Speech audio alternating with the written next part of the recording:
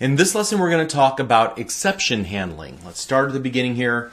If there is an error in your code that will not allow the compiler to compile your code into an assembly, that's called a compilation error.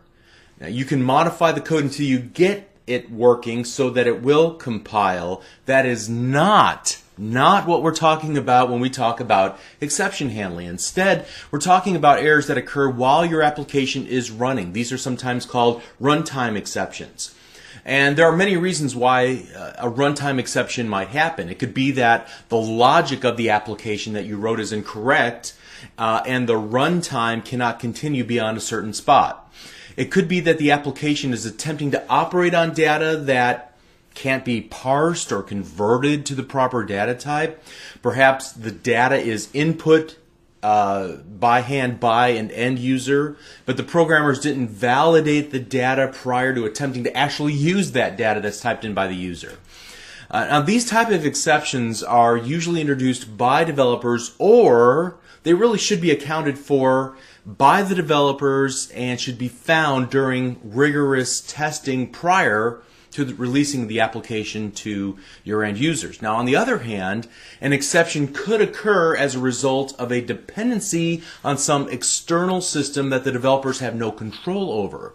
So for an example, an application may depend on a database server, a network server, a web service, something on the file system, and so on. These resources sometimes experience outages, or just not available at the moment when the application needs them, and when they're not available, they impact the application negatively. So while the developers are not responsible, perhaps, for the given issue, they can mitigate the impact on the user by implementing structured exception handling in their code. Now, looking at this from perhaps another perspective here, there are two types of exceptions. There are handled exceptions and unhandled exceptions. Now, we've seen unhandled exceptions several times during this course up to this point. We'll hit a line of code where the runtime simply can't continue on. And so if we're running in debug mode like we usually are, the environment will stop. It'll switch from the web browser to Visual Studio, and there might be a little box with a green line that highlights the line of code that can't continue on. The box will explain the exception, where you can go for more information, and so on. Now, if we weren't in debug mode, but rather we were running the application in a live environment, the end user, instead of seeing what we see as developers, they would see what we affectionately call the yellow screen of death, which we'll look at here in just a moment. Now, ideally, the end user will not see some unformatted yellow screen of death that comes by default with ASP.NET. We should account for the possibility of handling unhandled exceptions with something called the Global Exception Handler, and we'll talk about that in an upcoming lesson. Now, ideally, we would handle all exceptions or all possible exceptions in the most relevant place in our code using what's called a try-catch block or a try-catch finally block. The try section of a try-catch finally block defines a block of code that will be looking for exceptions to happen. And then once an exception is thrown or triggered, then there are a number of catch statements. And each catch might look for a specific type of exception or a general just exception. We'll talk about the hierarchy of exceptions here in just a moment. And then when an exception matches one of those catch expressions, the block of code beneath that catch will be executed. And so this will be helped by looking at examples. So take a look at what I have on screen right now. I'm looking at a project called Exception Handling, and I actually have the current state of this code saved in a before folder. If you take a look and unzip the CSASP_056 code wherever you originally are watching this video, it should be available for download. And inside of there's a before and after folder. So in the before folder, this is the project you want to copy into your project directory. Open it up, and so if you want to follow along, this is where you would start. You can pause the video and catch up to me if you like. But at any rate, here we are inside of that project. And as you'll see, we've already kind of divided up our project into two pieces, following the separation of concerns discussion in the previous lesson. So we have a we have a project called exceptionhandling.web and a project called exceptionhandling.domain. I made the .web project the default project by right-clicking on it and selecting Set as Start a Project. Now whenever I click the Run button in the toolbar, it'll pop open the web project, which will then kick everything else off. So this is a typical ASP.NET web application. This .domain project is actually a class library. If you take a look inside of the class library, there are two classes. First of all, there's a character class, which is 2 simple properties, and then there is a game actions class that has one method called battle. So here again, we're going to create a little mini game, kind of maybe a starter for a game, and what we'll do is use that domain class library inside of our exceptionhandling.web project by right-clicking the references and selecting Add Reference.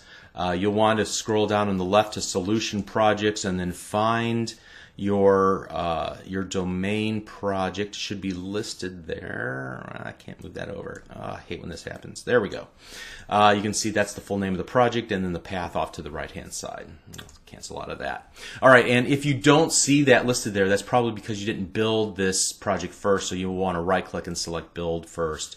And once it builds, then it should be now available inside of the Add Reference dialog, like right here. Okay? So that should catch you up to where I'm at right now. This is a simple application. In fact, it's not even completed. We're kind of somewhere in the middle of its development. And you can see that we're just collecting a hero name and hit points, and then we want to ask the user how many games this hero has already won and versus how many that they played in total, and we're going to try and calculate a winning percentage, right? And so here's what we have. We're going to grab off wins and totals as a data type called decimal. It allows us to capture values that have that are not integer, that are not whole numbers. They have values after the decimal. And the reason I'm doing that is because we're going to calculate a winning percentage, and it will be represented as a .25 if you've only won 1 out of every 4 matches you played, right? The other reason I've used decimal is because I don't want to use the double data type, which kind of there's some overlapping functionality. The good thing about decimal for my purposes is that it will throw an exception if we try to divide by 0 operation, whereas double won't. I don't want to talk about that so much, but that's why I'm using this particular data type. You can learn more about it. Just search for C# decimal and it'll explain, or C# decimal versus double in Google, and it should explain kind of the difference between the two. I'm not going to go into it very much. But you can see that what I'm attempting to do here is to actually calculate a winning percentage and then display to the user. Notice that I'm using the format character P to represent a decimal as a percentage. And then later on here, I'm going to actually create instances of a monster and a hero using the character class from our .domain project here in Solution Explorer. And then we're going to call that gameactions.battle. Let me actually comment that out for the moment because we're not going to need that right to get started with here. All right, so let's go ahead and run the application, and I'll show you what it looks like when everything goes smoothly. So say we'll skip the first 2 text boxes. They're not really pertinent for us right now. I've won 4 games out of 5. Then if we calculate the winning percentage, I've won 80% of my games. Awesome. Now what if somebody was being devious and they just typed in like the number 0 here? I've won 4 games, but I've played 0. Well, then we should get an exception. Well, we shouldn't get an exception if the programmer's doing his job. But let's just assume for the moment that we're going to go ahead, and this is the first time we've tried this, and we figure out, oh my goodness, we got a divide by 0 exception. And notice that it was unhandled by user code. That's correct. We haven't tried to handle a divide by 0 exception here. Now, what is a divide by 0 exception? It is exactly what it sounds like.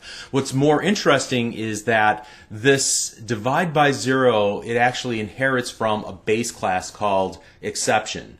And we'll talk about again, the relationships between all of some specialized exceptions and the base exception class. We haven't talked about inheritance yet. We're going to talk about that in the object-oriented programming series. But essentially, you can borrow all the functionality of one class in another class. So here, the exception class has defined a bunch of features and functionality that we're going to look at here in the next couple of lessons. And then you can make specialized types of that exception by defining them. In this case, the divide by zero exception is just like every other class that derives from the exception class. It just will have its semantics are different. It's used for those situations when there is a divide by zero exception. Hopefully that will make sense. All right, so what we would then do is, as developers, catching this at debug time, we might close this window, we might try to edit some things, maybe stop the program.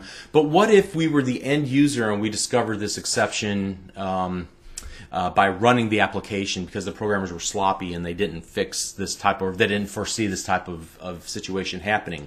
Then they would see what, again, is called the yellow screen of death. It'll look something like this, and it'll point out what the exception was in friendly terms, and then also the lines of code and a stack of method calls that got us to this point. Now, the problem with showing this to the user is twofold. First of all, it's not friendly. It doesn't really let the user know exactly what they did wrong. And typically, we wouldn't want to show this because it's not formatted correctly for an end user. It doesn't look like our website. It looks like, you know, a default page that Microsoft created for our purposes, which is great for developers, horrible for end users, right? Second problem with allowing end users to see this is because you might have things in your code here that you don't want people to see. You might have, and you shouldn't, but let's suppose for a moment that you have some connection string information, some passwords encoded in your code. Well, you don't want an end user seeing all of that, or what database you're trying to hit, its location. There's something called security by obscurity. It's not the best type of security. However, you still don't want to just lay out all of your connection information to an end user, because then they can try and connect to it and get into your database server, your network, whatever the case might be. So ideally, the end user would never see this. So how can we mitigate this type of exception from ever happening in our code? Well, we can wrap some of these questionable lines of code in what's called a try-catch. So let's do this. Let's go. We'll start with a try. I'm going to add the try here, and I can hit tab to kind of get an expansion of a code snippet that gives us the basic format. So now let's copy all of this into our try, and I'm also going to copy this too because I know I'm going to need it here in a little bit. So let's go ahead and just copy that into our try as well. Notice that the try is a code block that opens with a curly brace and closes with a curly brace. Now, any exceptions that happen inside of this try catch will be caught by this block of code. Now, I don't want to talk about the throw keyword just yet. Okay, and then we're going to set our result equal to just something very simple. There was a problem. Please try again. Okay, so now, and that result will be captured and printed out to our result label. Let's go ahead and run the application. Now notice what happens this time when we type in the same numbers here. The games won 4, games played 0, and click calculate. There was a problem, please try again. Notice that as developers in debug mode, we did not get any stoppage. There was no flipping back over to Visual Studio. There was no green line. There was no big box that pops up. For the end user, there's no yellow screen of death. We have handled this exception. Now, the problem with what we've just done, and while it's a good step forward, the problem is that this is such a generic exception, we haven't really told the end user what the potential problem was. So what we can do is actually add multiple catch statements. We can catch the type of exceptions that we know are a possibility. So let's go ahead and add a second catch statement, something like this. Catch divide by zero exception. And when we get that, let's go ahead. We can give a more specific reply. So please enter a value greater than 0 for games played. Something like that. All right. And so now when we run the application and we try this, games won 4, games played 0, and we try to divide that. Well, we've caught that specific type of exception. Please enter a value greater than 0 for games played. Great.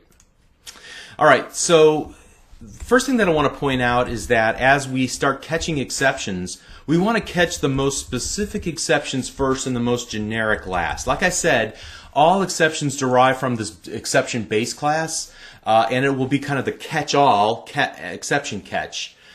If we were to put that above this exception and do something like this, we will never ever hit this. And you can see it even gives us a red squiggly. It says this, the exception that's thrown when there's attempt to divide by integral or decimal 0, previous catch, there we go, error. A previous catch clause already catches all exceptions of this supertype. So put the most specific or specialized versions of the exception first, and put the most generic exception of type of exception last. Now let me do something here just for a moment to point this out. I'm going to comment out this section right here, and here I just have the catch exception, but what I can actually do is get an instance of the exception object that was thrown, and I can evaluate it. So for example, instead of typing in result equals and then hard coding a string, I can say result equals there was a problem, and then I can go to the EX, the object that represents the exception that was just thrown, and I can inspect and get at some of the information about that exception. I can take a look, for example, at the message or the source. Okay, so let's take a look at the message. This is probably the most valuable one for our purposes here. So now when we run the application, we do another divide by 0. We've already commented out our divide by 0 exception. So we're just expecting our exception to hit, and notice that we get the message of the exception attempted to divide by 0. Okay. So typically what I'll do is go ahead and catch, and even if I don't need it, I'll go ahead and capture it anyway in case I change my mind, or in case I want to give that exception off to a logging utility, which we'll talk about in a little bit. Okay. All right, so let's expand our example. I used this architecture on purpose because I wanted to show how you would wrap a try-catch around calls to other methods in your application, and especially to other methods and other layers of your application. So in this particular example, if you take a look here, we have a game actions class, and I haven't done anything all that interesting with this just yet. I'm assuming that the attacker and the defender are alive. In other words, that they actually have hit points that are greater than 0. Now let me see if I actually, what I did here in my code. Okay, you can see that I am hard coding the monster to already have 0 hit points. Now that doesn't make a whole lot of sense. If we were to run the application, however, we're not going to get any runtime exceptions. So we'll go Bob is the hero, or Bob, and then total hit points, 34. I don't know that even matters. I think that and did you see what happened here? I got another exception. Input string was not in a correct format. Why? Because I didn't type in games won or total games, and when we tried to do the decimal.parse, notice that the decimal.parse is not going to work with a null value, so we got a different type of exception. Great. So this is where testing can kind of catch some of these things. Let's go ahead and catch that exception. So we'll type in here catch. I think it'll be just a format exception, EX. Let's see if that actually works. Format exception. I'll just be really big here.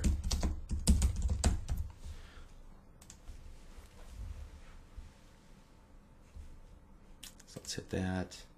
Yeah, okay, so that was the exception. I caught it and I changed the result. So now let's run the application again. And this time we'll get back to what we were doing. Bob, hero hit points 20, games won 4, Total games played 5, and now we'll hit calculate. And notice that when we do, we get a winning percentage, and then Buzz attacks Zerg, leaving him with a negative 43 points. Now, the problem here is that we have business logic issues. Zerg had 0 hit points that I defined as I created the monster, all right?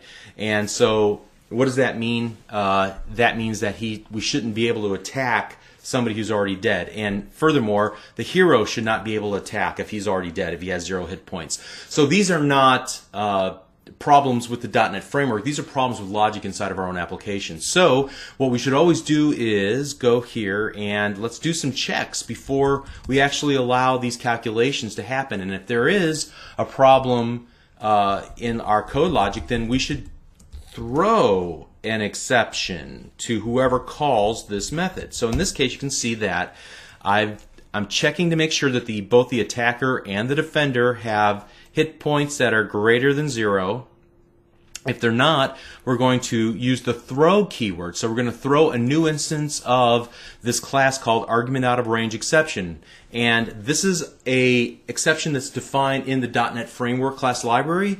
I'm reusing it for my own purposes, and I'm passing in in the constructor a specific message instead of just the typical generic message that is created for this argument out of range exception. And I'm doing the same thing here with the defender. If the hit points are less than 0, if the defender is dead, then I want to throw a new argument out of range exception here as well. Defender is already dead, cannot be attacked. All right. So now let's go ahead and let's rerun the application now that we've thrown exceptions from our call into our domain layer. It doesn't, I guess, really even matter what I've already hard-coded these values. So we'll just go 4 and 5 and hit calculate. All right, there was a problem. Specified argument was out of range. The valid values, parameter name, defender is already dead and cannot be attacked. Okay, so this is the entire message that was output here. So that message was constructed as a combination between the argument out of range exceptions base description or message plus the extra that we added in by passing in that string into the constructor for creating a new exception. So let's do this, argument out of range exception. Let's copy that and let's add that to our list of exceptions to catch, like so.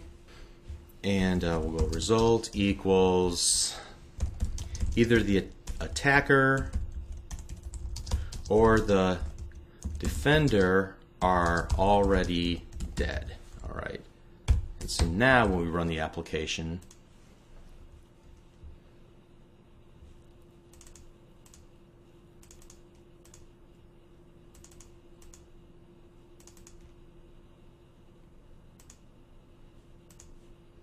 okay, we get that exception message instead. All right. Now you might say, well, that's kind of stinky. Why can't I tell whether it was the attacker or the defender that was already dead? I'd like to give a more specific message. Well, unfortunately, if we're going to use the argument out of range exception, that's as good as it's going to get.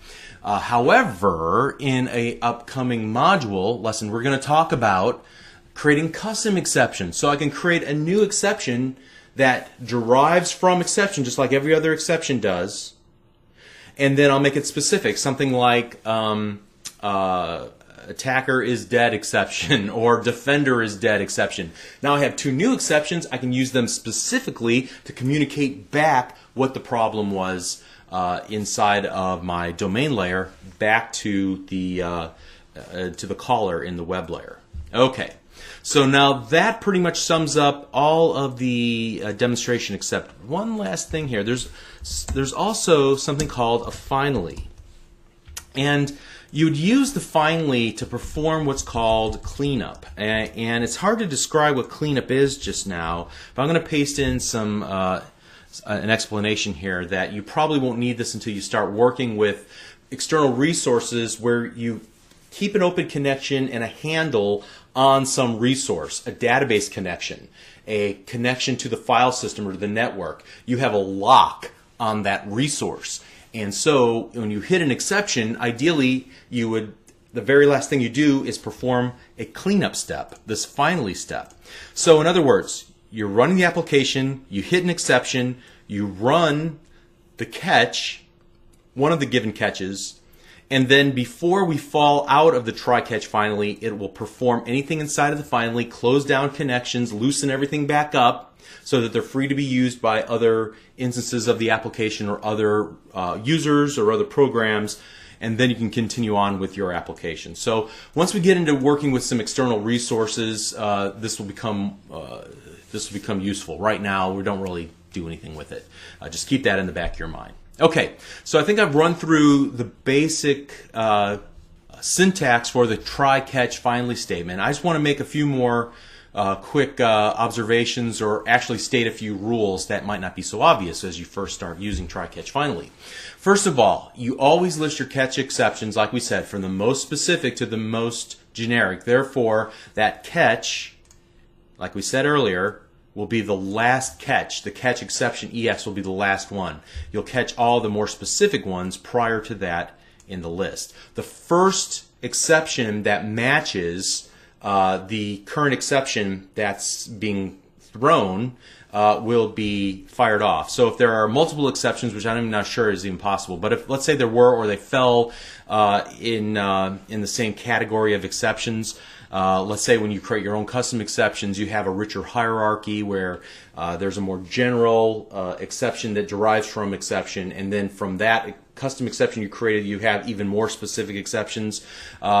It will evaluate in order and find the first catch statement that matches the current issue. Okay, and that's why we couldn't put the catch exception EX here at the top, because it wouldn't allow all the rest of the catch statements to run.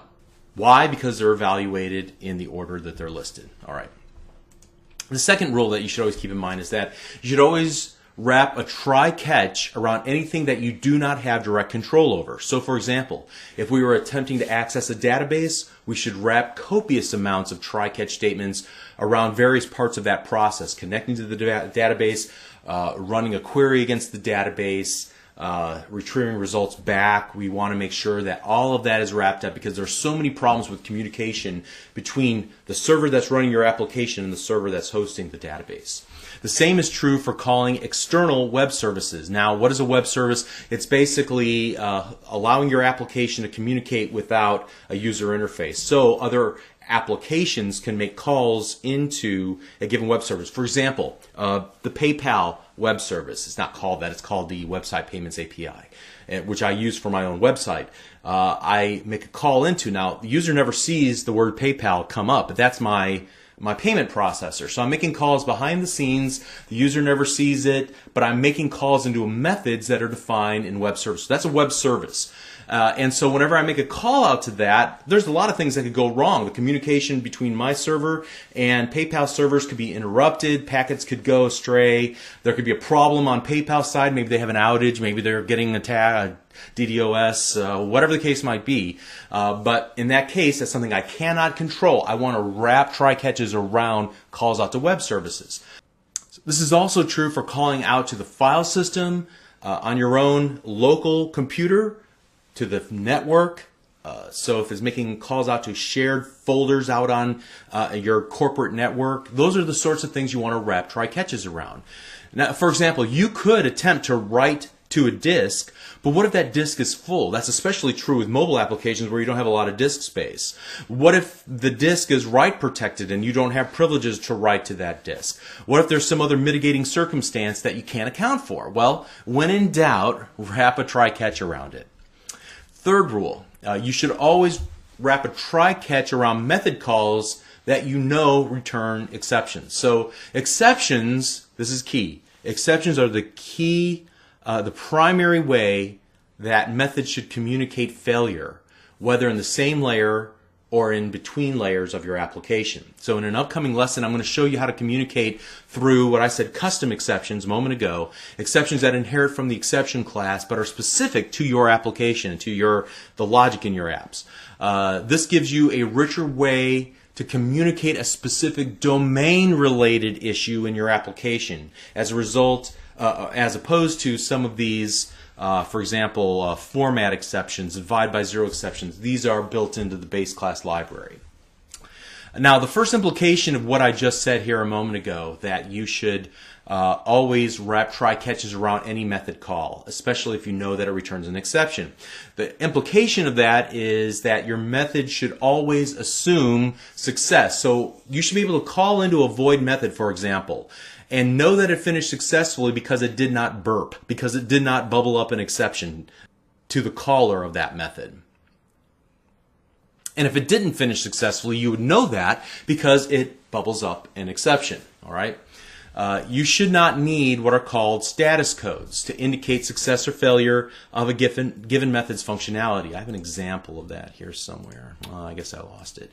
But back in the old days, when you were in procedural coding, there used to be success codes. So every method would return at least one value, and that one value would be an integer with a series of values from 0 to, a billion, I guess. And every one of those would be a potential, would represent a type of error that happened. So if you got a success code of 0, that means the operation was successful.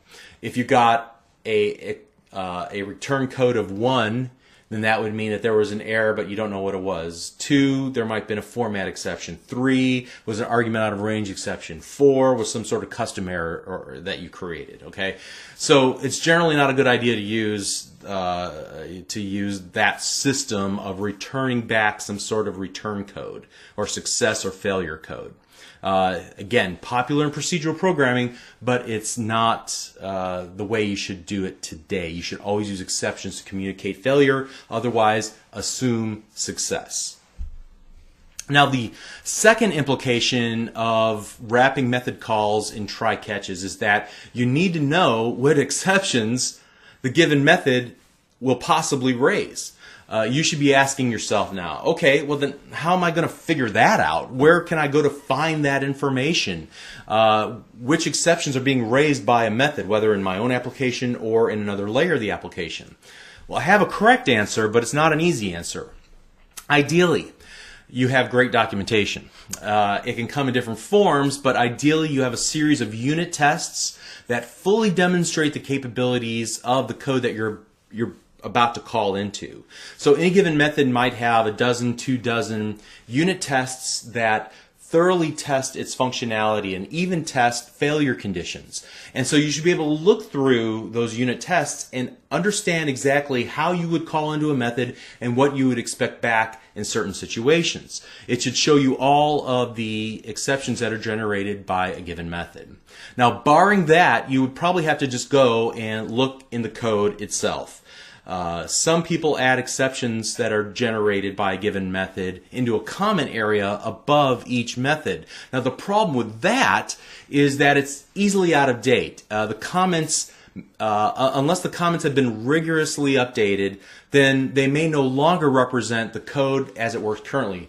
Developers tend to go fix a problem and then jump away. They don't fix the problem and think, oh yeah, I'm supposed to update the little explanation at the very top of the method, and so very quickly that those comment areas are out of date. So you always want to look at working code, whether it's unit tests as documentation or the code itself. Ignore any printed documentation. Ignore any code comments. They're potentially not relevant anymore.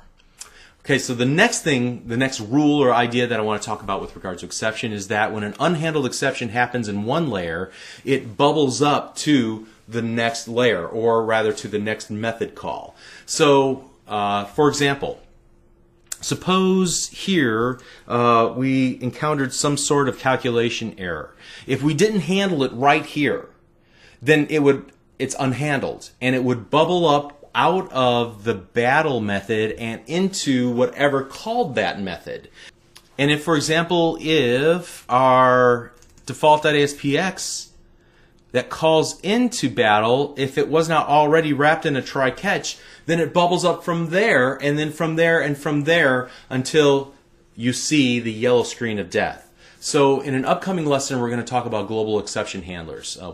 I think we have one more thing to say about that in just a moment. So the next thing that I would say about exception handling is that you should thoroughly validate all input using the tools that you already have available. So in ASP.NET, you should always use the ASP.NET validation controls. We haven't talked about those yet, but when we talk about ASP.Web Forms, we'll look at the validation controls. They're pretty rich, and they'll prevent users from putting in values that are illegal, that are outside a certain range. It'll make sure that a required field is filled out before it allows the user to submit the form and so on. But additionally, in addition to those controls, you might want to validate the input on the server side in, for example, an OK button click event like we have here, using copious if statements. So this ensures that the data is in a valid state before attempting to use it. In our case, what we should have done here is to make sure if, like games1 textbox.text we'll probably call a trim, just to make sure that there were no extra spaces on either side, dot length